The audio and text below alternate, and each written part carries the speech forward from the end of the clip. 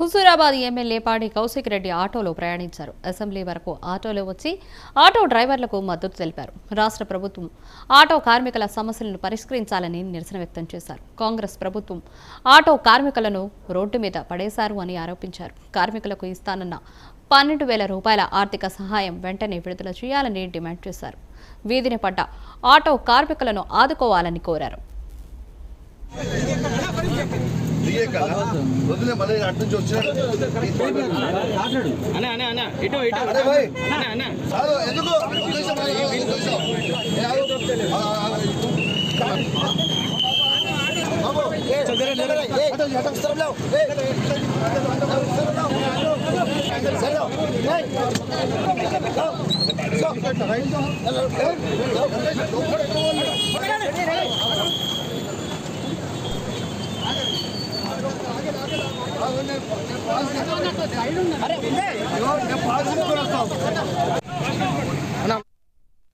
జిల్లాలో బుర్రా కరుణాకర్ అనే auto driver ఆత్మహత్య చేసుకొని నిన్న చనిపోతే ఒక ట్రాన్స్పోర్ట్ మినిస్టర్ ఉన్న జిల్లాలో ఇవాళ ఒక ఆటో డ్రైవర్ ఆత్మహత్య చేసుకొని చనిపోవడం చాలా బాధాకరం.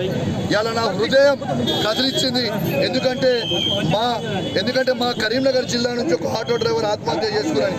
ఇవాళ వాళ్ళకి మద్దతుగా ఇవాళ అసెంబ్లీకి ఇవాళ బడ్జెట్ సెషన్కి నేను ఆటోలో ఇవాళ వాళ్ళకి మద్దతుగా రావడం జరిగింది.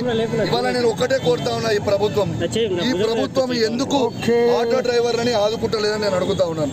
మీరు ఇచ్చిన హామీ ప్రకారం ఖచ్చితంగా ఈ బడ్జెట్ సెషన్లో ఆ 12,000 రూపాయలు వాళ్ళు ఖచ్చితంగా మీరు ఎటు పరిస్థితుల్లో ఆటో డ్రైవర్లకి సాయం చేయాలని నేను డిమాండ్ చేస్తూ ఉన్నాను.